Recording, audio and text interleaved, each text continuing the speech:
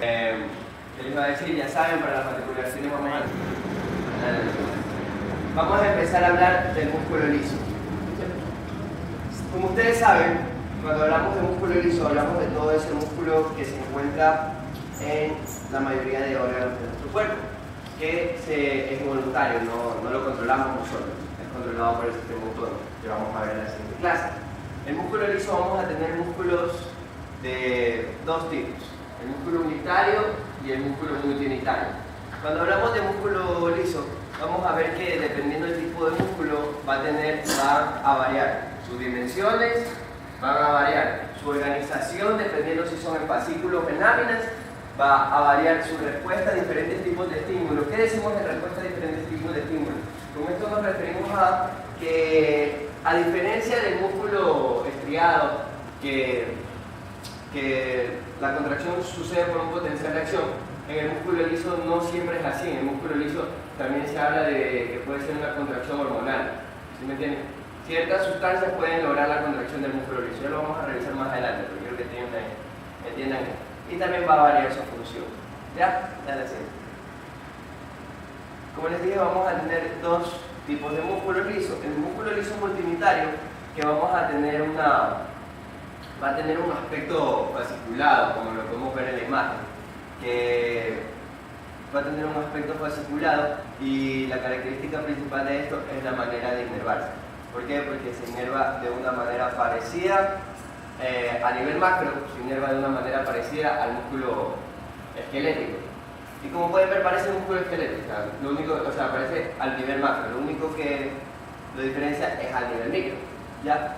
Dale la siguiente sorpresa de imagen. También vamos a tener lo que es el músculo liso unitario. ¿Qué podemos ver en este músculo liso unitario? Este músculo liso unitario, a diferencia del otro, que es laminado, podemos ver que es como un gran fascículo. Son fascículos de músculos que se contraen juntos y se separan juntos. Mientras que el músculo liso multiunitario no, el músculo liso unitario tiene la característica de que se pueden contraer diferentes fascículos. En cambio, este es como una gran masa que se contrae todo. Ahora, la anterior. ¿Qué podemos ver también importante de este músculo liso multiunitario que podemos coger y podemos nombrarlo? Primero, hablando de sus características, que se van a contraer de manera independiente, que no se van a necesitar que estén. Si se van a contraer de manera independiente, ¿qué quiere decir? Quiere decir que va a estar inervado por una fibra única nerviosa. ¿Ya? O sea, una única fibra nerviosa va a inervar una porción de ese músculo liso multiunitario. ¿Qué más podemos ver de esto? Que va a tener una membrana basal hecha de colágeno y de glucoproteínas, que va a ser muy parecido a lo que conocimos como endomisio en el músculo liso. ¿De acuerdo? Ya va a ser muy parecida y va a tener también esta función, que va a permitir que el potencial de acción se separe dependiendo de las fibras musculares. ¿Sí me entienden? Porque en el músculo liso unitario y en el músculo cardíaco en el músculo liso unitario no lo nombra, pero en el músculo liso cardíaco sí, se forma un sinsitio. ¿Se acuerdan qué es un sinsitio? Yo creo que lo vieron en ejemplo, si no lo bastante. Ya es como una gran formación de células que comparten todo con todo, ¿sí me entienden? Ya pues. En vida también van a ver lo que es un sinsitio, en cuerpo. Ya pues, ¿te acuerdas? El ojo de burro. Ya pues, entonces en ese tipo se forma un tipo de... En el músculo liso unitario y multiunitario se forma un tipo de sinsitio. ¿Por qué? Porque al ser inervado por una misma fibra nerviosa, esto va a necesitar una contracción general. ¿Se entiende? ¿Por qué? Porque el cardíaco forma un sinsitio completo, porque el cardíaco va a necesitar contraerse todo el músculo cardíaco se contrae. ¿Ya? En cambio aquí no va a ser un sinsitio, va a tener una membrana basal. ¿Ya? Eso quiero que entiendan, la función del cerebro. Recordemos, la función de la membrana basal. ¿Listo? Un ejemplo que tenemos bien claro de este músculo va a ser el músculo ciliar del ojo. ¿Ya? El músculo ciliar del ojo va a ser un buen ejemplo porque no se va a necesitar contraer todo, se van a contraer porciones de este músculo. En cambio, cuando hablamos de músculo liso unitario, vamos a tener que la mayoría de ejemplos son las vísceras. ¿Ya? El intestino grueso, la vejiga, la mayoría de vasos sanguíneos, el endotelio. Bueno, hablando ya de este músculo liso unitario, generalmente a nivel macro, vamos a tener que este músculo, como ya lo mencioné, se va a contraer de manera absoluta. Todo el músculo se va a contraer. Y este músculo va a poder contraerse por mayor tiempo y con menor gasto energético que el músculo esquelético. ¿Ya? El músculo esquelético gasta full ATP, full energía química para la célula. En cambio este no, como ustedes saben, las vísceras van a tener que estar con una contracción de tonicidad casi general por hora. En el momento del peristaltismo, en el intestino grueso va a tener que tener una gran contracción. Entonces, este tipo de gran contracción va a hacer que cambie totalmente su manera de contraerse, ¿ya? Por ejemplo, ¿se acuerdan que para darles una referencia, a nivel del músculo esquelético vamos a tener lo que es la troponina, que va a coger ya, esto no funciona con troponina, este funciona con enzimas, ¿ya? Ya lo vamos a ver más adelante en la siguiente. Ahora, nosotros para poder estudiar el músculo liso, Guyton, nosotros estudiamos con Guyton, no lo hace tanto como que se encarga solo de ver músculo liso. Si nosotros leemos el capítulo de músculo liso, lo que hace es una gran comparación entre el músculo esquelético y el músculo liso. Por eso es que nosotros, la clase pasada, revisamos tan a fondo el músculo esquelético, porque el músculo esquelético es la base para que entiendan el músculo liso. ¿Ya? Listo. ¿Qué vamos a tener? Vamos a ver que este músculo esquelético y este músculo liso, los dos van a tener miosina y actina. ¿Ya? O sea, sí tienen miosina y actina el músculo liso. Lo que va a diferenciarlos va a ser que... Lo que va a diferenciarlos es que este músculo liso va a tener una diferencia de distribución, no va a estar de la misma manera, no va a tener esas bandas, ¿ya? Porque esas bandas que tiene el músculo son los que tienen el músculo estriado son los que le dan el nombre de músculo estriado, porque las bandas forman como estrías, ¿ya? Este va a estar distribuido de otra manera. ¿Qué más vamos a ver? El músculo esquelético, como ya lo vimos, se activa por el sodio. Cuando la acetilcolina entra su cambio, aquí no, aquí se activa por el calcio. El calcio va a ser el que entre del medio extracelular hacia el intracelular. En el músculo esquelético vamos a tener separados por nuestros conocidos ya discos Z. En cambio, en el músculo liso vamos a tener algo que se conoce como cuerpo G. Ya mismo lo vamos a revisar. En el músculo esquelético vamos a tener los puentes cruzados, ¿ya? Que estaban en una inclinación de 120 grados, ¿se acuerdan? En cambio, aquí no, aquí vamos a tener puentes cruzados lateropolares. ¿A qué nos referimos con lateropolares? Nos referimos a que van a estar en diferentes direcciones, tanto de un lado como del otro, para que la contracción sea absoluta. Por ejemplo, en Guyton dice que este músculo se puede contraer hasta, creo que 30 veces más que el anterior, ¿ya? Eso, la cifra no me la acuerdo bien. Ahora, ¿qué es una característica que ya nos mencionamos? En el músculo esquelético vamos a tener contracciones rápidas. Ya la contracción va a durar de 0.3 segundos, de 0.3 milisegundos a 1 segundo. En cambio aquí no, aquí vamos a necesitar contracciones tónicas y prolongadas. A nivel de, como ya le dije, el ejemplo más grande es el peristaltismo del intestino grueso. Aunque también un ejemplo bueno que se da es el del uréter. El uréter se puede mantener contraído bastante tiempo. Otra cosa que no les mencioné es que en el músculo esquelético el factor que se une al calcio para coger y regular esta contracción va a ser la troponina. En cambio, en el músculo liso, el factor que se va a unir al calcio va a ser la calmodulina. Ya vamos a ver cómo. Dale así. Ahora, en el músculo esquelético vamos a tener algo que se llama efecto Fenn, que eso no lo vimos porque esta fue la clase que nos saltamos. ¿Qué es el efecto Fenn? Eso se llama terapia. El efecto Fenn dice, es el efecto que tiene el músculo esquelético que dice que entre mayor estímulo, mayor contracción, ¿ya? Mayor fuerza de contracción. Eso es un ejemplo así. Ahora, ¿por qué dice, en cambio, en el músculo liso vamos a tener algo que se conoce como mecanismo del cerrojo? ¿Qué es el mecanismo del cerrojo en el músculo liso? El mecanismo del cerrojo es un mecanismo que tiene el músculo liso para, una vez que suceda la contracción, se pueda mantener contraído por bastante tiempo. ¿Ya? Eso es todo el mecanismo del cerrojo, que se quede ahí.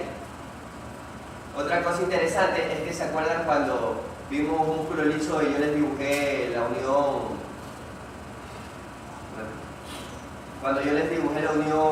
neuromuscular del músculo liso le dibujé el botón sináptico.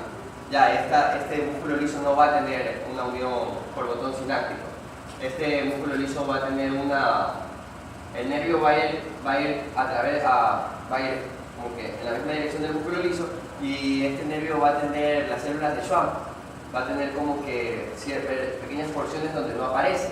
Entonces en estas pequeñas porciones donde no aparece va a tener como que unas pequeñas distensiones nerviosas donde ahí va a suceder la unión neuromuscular. No es necesario un botón sináptico.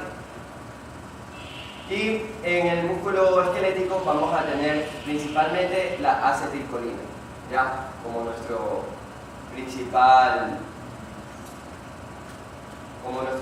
neurotransmisor. En cambio aquí vamos a tener en el músculo liso la acetilcolina y la noradrenalina, ¿ya? Todo esto lo vamos a revisar, a lo largo de la clase. Pero, ¿por qué se los doy así como está en el libro? Porque esto siempre es pregunta de examen. Escríbame 5 diferencias entre el músculo liso y el músculo esquelético. Escríbame 7 diferencias entre el músculo liso y el músculo esquelético.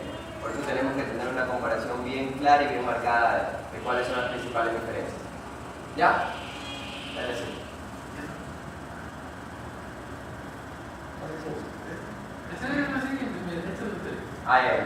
Bueno, todavía tenemos más diferencias, vean, por eso los doctores se enojan cuando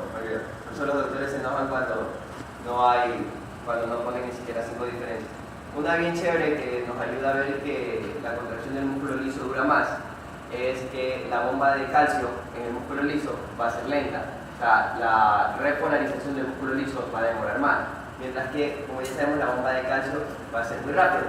Ahí los potenciales de acción en reposo de menos 90 va a cambiar en el músculo liso a 30 milivoltios. O sea, 30 milivoltios de 90 va a cambiar a 60. Dale a 60. Listo, ahora. ¿Cómo se va a regular la contracción por los iones de calcio? ¿Cómo hacen los iones de calcio para regular esta contracción?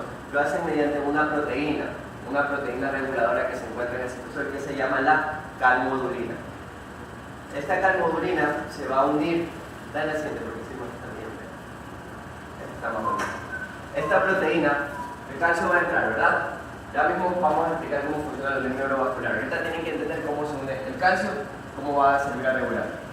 Entonces, el calcio, a diferencia del músculo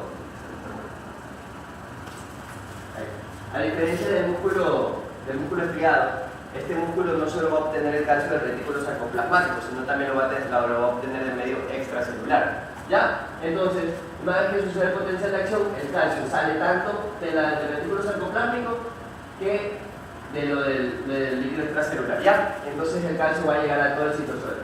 Este calcio presente en el citosol se va a unir a una proteína reguladora que se llama la calmodulina. Esta proteína calmodulina, unida al calcio, se va a llamar complejo calcio-calmodulina. ¿Ya? Este complejo calcio-calmodulina lo que va a hacer es activar una enzima, que esta es la miosina sinasa. ¿Ya? Esta miosina sinasa, no se confunden que dice MLSP, que es miosina chains, algo así en inglés. Si son así en inglés, una vez activada, va a hacer que la miosina se active y que se fosforalice. Esta fosforilización de la miosina va a producir lo que es la activación de las cabezas de los puentes cruzados. Los puentes cruzados aquí se van a activar por esta enzima. ¿Sí se explica? Ya.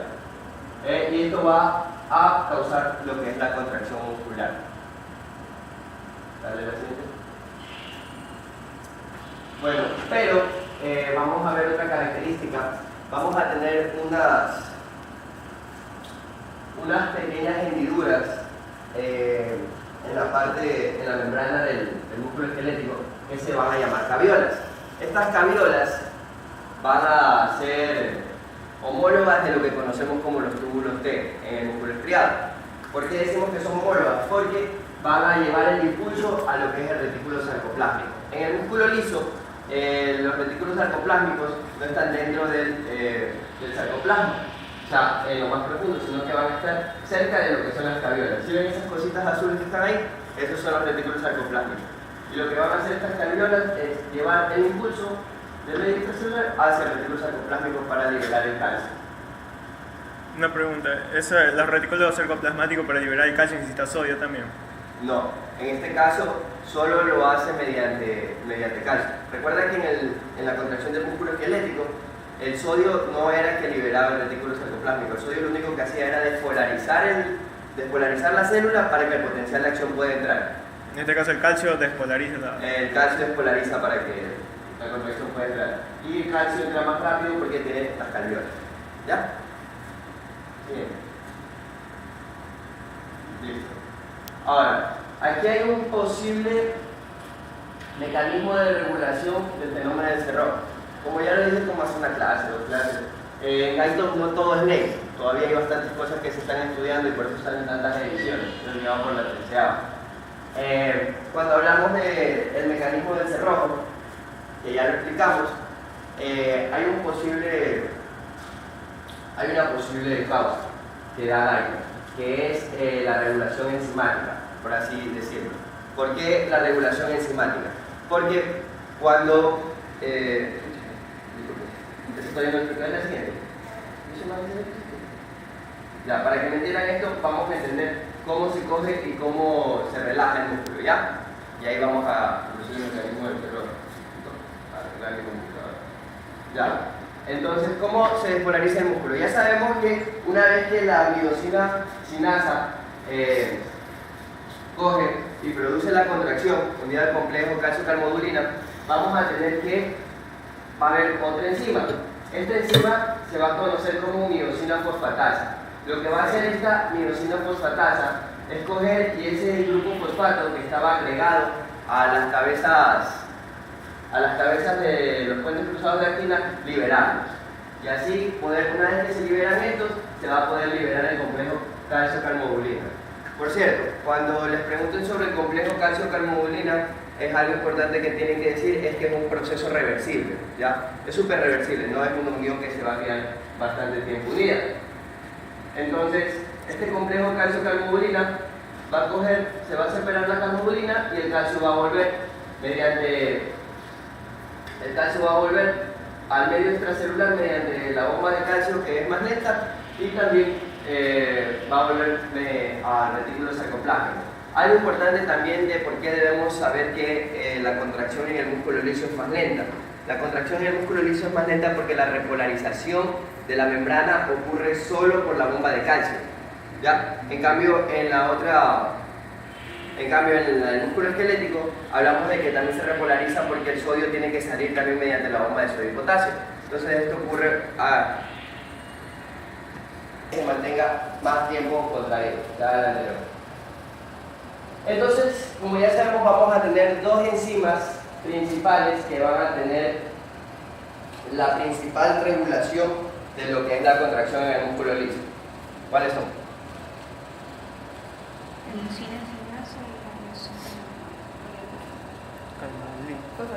Ya, la miosina sinasa y la miosina fosfatasa.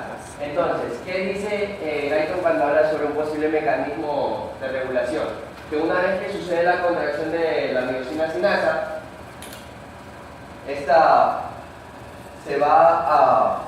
una vez que ocurre esta contracción de la miosina sinasa, esta miosina fosfatasa que va a coger y va a quitar este grupo fosfato va a tener cierto tiempo para trabajar, o también depende la contracción de la cantidad de esta enzima de miosina fosfatasa, ¿ya? O sea, la miosina fosfatasa es la que más regula. ¿Por qué decimos que algo que yo no entendía muy bien y que tuve que preguntarle a mi docente cuando me dio esta clase, que si esta contracción es más fuerte y dura más tiempo, o sea, está haciendo más fuerza, ¿por qué gasta menos energía? ¿Por qué? Porque cuando coge y el ATP, cuando el grupo fosfato se une a la cabeza de la miosina mediante la miosina sinasa, este grupo fosfato se une y va a producir la contracción, pero esa contracción va a ser una contracción prolongada y entonces no va a soltar este grupo fosfato. ¿Sí me entienden? En cambio, ¿se acuerdan cuando vimos el mecanismo de la cremallera en el músculo esquelético? que va a agarrar, va a producir, va al ATP, lo va a fosforilizar, luego lo va a soltar y va a agarrar otro ATP para seguir haciendo así y para poder seguir cerrando. Entonces, este método de la cremallera va a ser el que gaste más energía química, va a gastar más ATP. Por eso se dice que el músculo liso gasta menos energía. ¿Sí se explica? Ya. Listo. Entonces, cuando esta miosina sinasa fosforiliza las cabezas de la miosina y las mantiene en una contracción prolongada, como no es necesario de que se muevan, no va a coger y no va a soltar ese grupo fosfato. Entonces no va a ser necesario que use otro ATP. Por eso es que va a gastar menos energía. Y entonces este es el mecanismo de regulación del grupo regulación del fenómeno del cerrojo. ¿Qué es lo que lo regula? En sí, la miosina fosfatasa. ¿Por qué? Porque la miosina sinasa viene, produce una contracción, pero si no hay miosina fosfatasa, ese músculo permanece contraído ahí. ¿Por qué? Porque no suelta el grupo fosfato y no suelta el ADP. ¿Ya? ¿La siguiente? Listo, chicos, hasta ahí es súper sencillo, o sea, no le doy muchas vueltas porque este es un tema que pasa muy rápido en el cielo.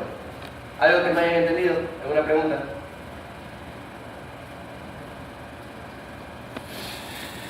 ¿Ninguna?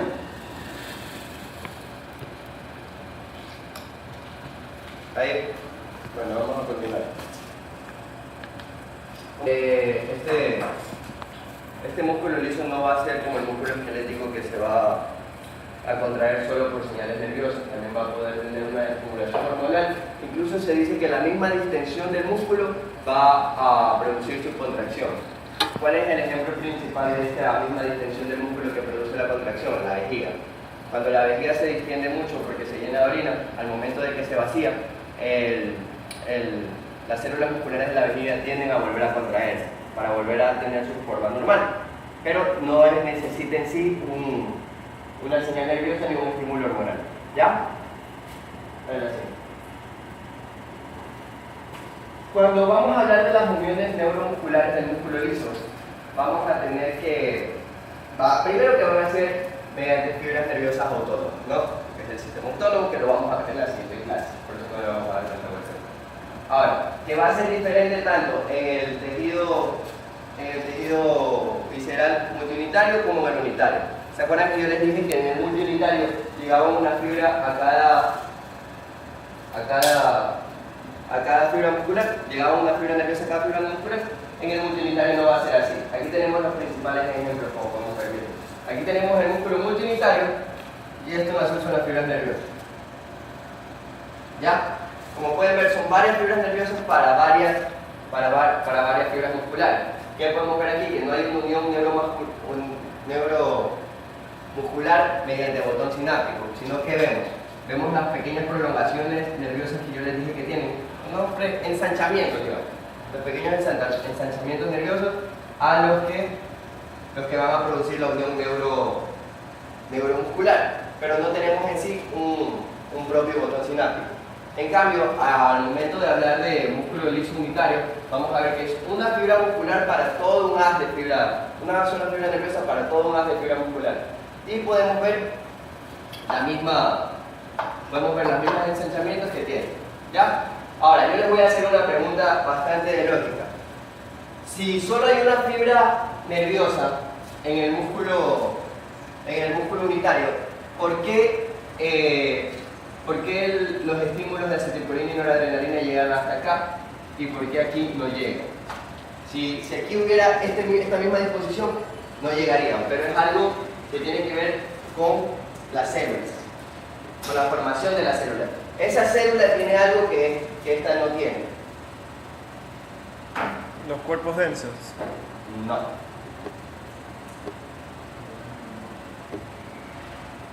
Yo lo dije al inicio de la clase, que el músculo multiunitario tiene algo que no tiene ni el músculo estriado, ni el músculo liso unitario, ni el músculo cardíaco.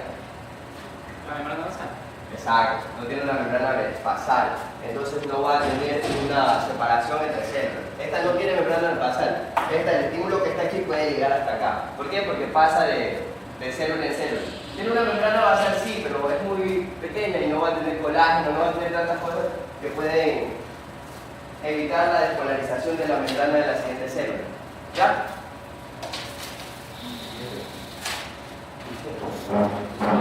¿Ah? Dale al anterior, el último. Me olvidé de una cosa. Dale, anterior. Me había olvidado de explicar los cuerpos densos. No tienen casi mucha importancia. Dale al anterior. Aquí. Aquí vamos a explicar los cuerpos densos. Miren, los cuerpos densos, solo lo único que es importante saber es que van a tener la misma función que los discos Z, ¿ya? Pero si tú los ves en Gaitos van a ser como dos chistes, no sé, que los vamos a poder ver a los lados de las fibras musculares, y que van a tener la misma función de los discos Z, no son más, no les den tanta vuelta ni nada. Entonces, eso es lo que son los cuerpos densos, ¿ya? Esta clase es muy sencilla y es muy poco utilizada para hacer preguntas, por eso es que me salto bastantes cosas que no son importantes. Listo, vean, aquí vamos a poder tener una mejor imagen de lo que les estaba diciendo. Si ven cómo en el músculo unitario es simplemente una fibra nerviosa y estas bolitas que van a ser las bolitas de la adrenalina van a coger y van a producir lo que es el potencial que va a viajar por todo el músculo. ¿Sí ven? En cambio aquí no, en cambio aquí es cada fibra por su lado, cada quien por su propio lado.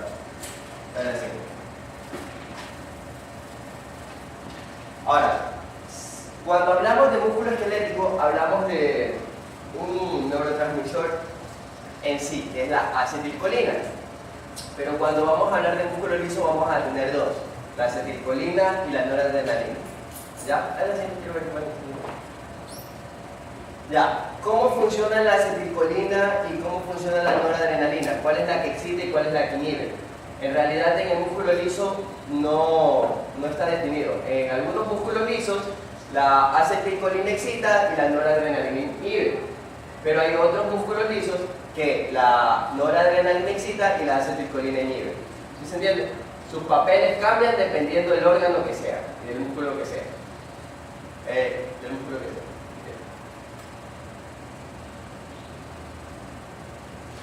Miren, por ejemplo.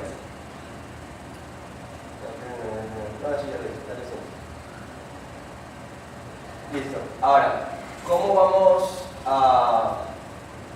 ¿Cuál es la diferencia entre el potencial de acción de la membrana? No, ¿cuál es el potencial de acción de la membrana del músculo esquelético y del músculo liso? Que el potencial de acción del músculo liso va a ser menor, va a tener un 30 milivoltios más. Sí, o sea, si hablamos de matemáticas es más, porque el músculo esquelético va a estar en menos 90 milivoltios y este va a estar en menos 60. ¿Ya? Esto se debe a que el músculo esquelético se puede contraer menos tiempo, pero con más fuerza. ¿Ya?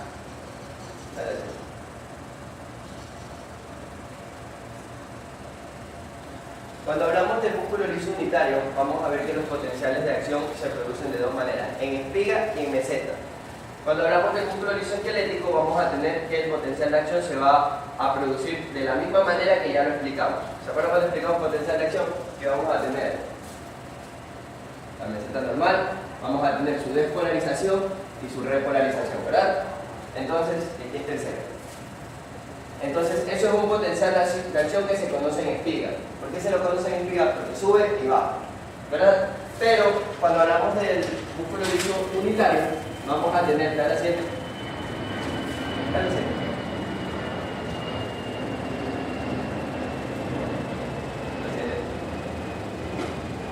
Vamos a tener algo que se conoce como meseta. ¿Qué se conoce como meseta?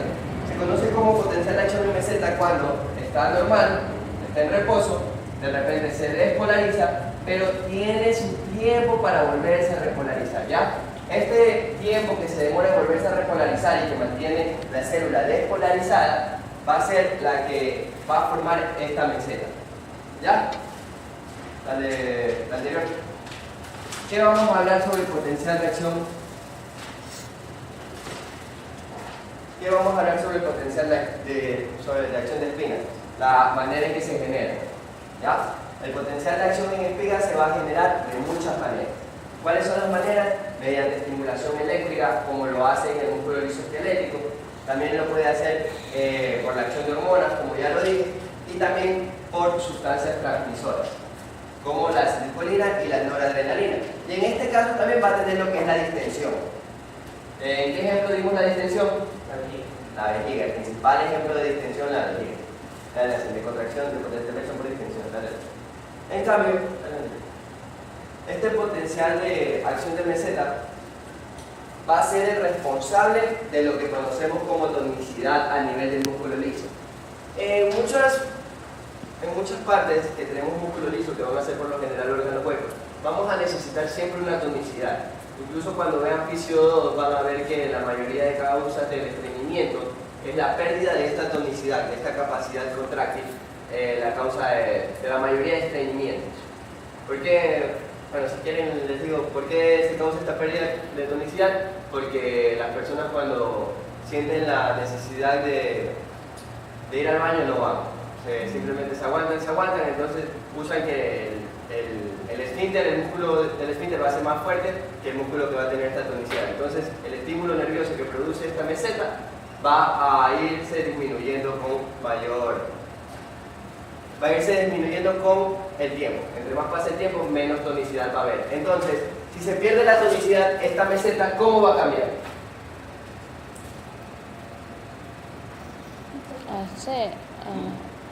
O sea, si ya digamos que esta es una persona que tiene 20 años, ¿ya? Y tiene una tonicidad normal, pero ya pasa el tiempo y esa persona es una persona oficinista que pasa trabajando o adicto al trabajo y cada vez que siente necesidad del baño no va hasta que no llega a su casa. Cuando va a su casa recién llega y va perdiendo la tonicidad. ¿En qué afecta a la meseta, la contracción mantenida? Va a desaparecer, o sea, solamente va a tener una repolarización de una. Exacto, va a empezar la meseta a desaparecerse, se va a empezar a diezmar hasta volver a hacer una contracción de espiga. Entonces, al tener una contracción de espiga como una contracción mantenida, no va a poder coger y no va a producir lo que es el reflejo de la defecación. ¿Ya? Eso no es de fisio 1, pero se lo digo para que más o menos entiendan en qué se ve. ¿Ya? La siguiente. Ahora, vamos a tener estas ondas lentas donde van a haber pequeñas contracciones, donde la membrana se va a repolarizar y despolarizar en segundos. ¿Para qué sirven estas ondas lentas? Estas ondas lentas no son tan importantes a nivel de lo que es fisiología ya de fisio 2 cuando vean los tipos de músculo liso y eso, sino es que es importante saberla porque estas ondas lentas pueden iniciar potenciales de acción con una estimulación menor. No necesita una estimulación tan fuerte.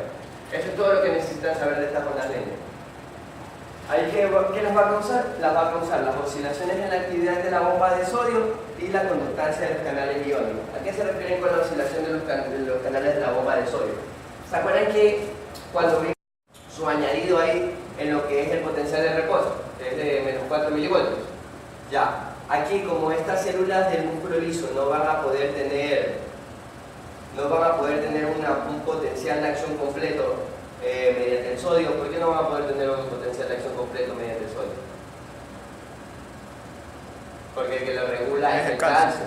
Entonces, por eso se van a producir estas ondas lentas de espiga. Ustedes deben de conocer y deben de saber qué las causa y deben de saber para qué sirven, pero no son tan importantes en el momento de la actividad. ¿Ya? ¿Y esos potenciales de ondas lentas en qué son? ¿El músculo multiunitario o el unitario? En el músculo unitario. En el músculo multiunitario casi no se le pone mucha atención, por lo que es muy poco en el cuerpo. O sea, es músculo liso, es multiunitario, es importante, pero como te dije, el mayor ejemplo funcional que tiene es el músculo ciliar del ojo, ¿ya? O el músculo... ¿Ah? También. La de la siguiente. Aquí vamos a tener unas contracciones de músculo liso en el intestino delgado, donde vamos a tener las contracciones, vamos a tener la despolarización y vamos a tener una meseta muy pequeña. ¿Sí pueden ver? Y aquí vamos a poder ver lo que es la fuerza contracción. Esto solo lo puse para que tengan un ejemplo de lo que sirve, para qué sirve, saber qué tipo de contracción es. Y ahí estas cositas que están aquí, ¿qué son? Potencial y acción. No. Potencial de acción. No lo dije. Pues sí, ve. Estas cositas que están aquí son las ondas negras que acabamos de ver. Ah, no. Esas chiquititas, que son causadas por la oscilación de la bomba de sodio. ¿Sí se entiende? O sea, todo esto es causado por la despolarización que causa el calcio, ¿ya? Pero al momento de que nosotros medimos el potencial de acción en el músculo liso del intestino delgado, vamos a poder ver estas pequeñas cosas. Que para cualquier médico no va a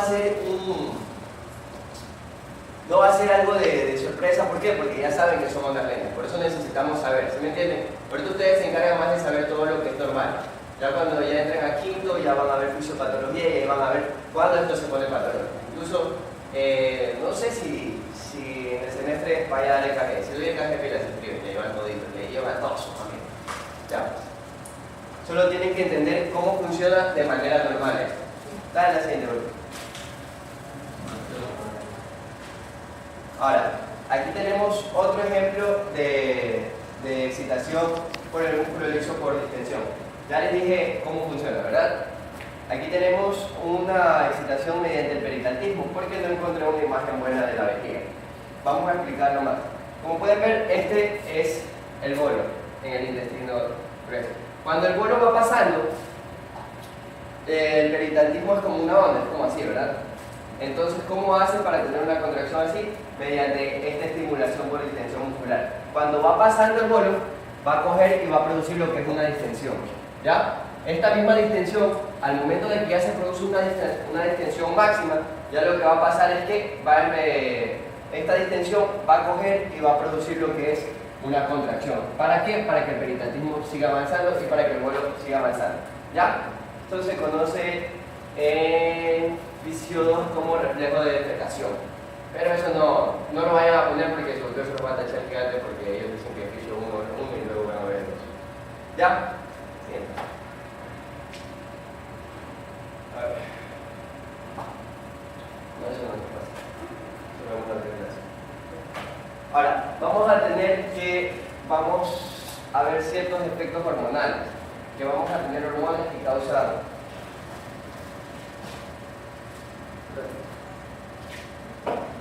que van a causar el potencial de acción, pero ahí va a haber ciertas hormonas que van a causar Pero sí intermitentes. este potencial de acción, pero no solo van a causar el potencial, también van a causar lo que es la inhibición. ¿Ya? Dale, señor. ¿Cuál es la principal hormona que hablamos en este momento? Es esta, es la adrenalina. La adrenalina va a producir una excitación en lo que es el músculo liso. Pero el principal músculo liso que se habla de ejemplo aquí van a ser el endotelio, a nivel del endotelio, a nivel de los vasos. ¿Por qué? Porque la adrenalina a estimular, a excitar el sistema simpático, lo que va a producir es una vasoconstricción. ¿Ya? Entonces por eso se dice que las hormonas también cogen y...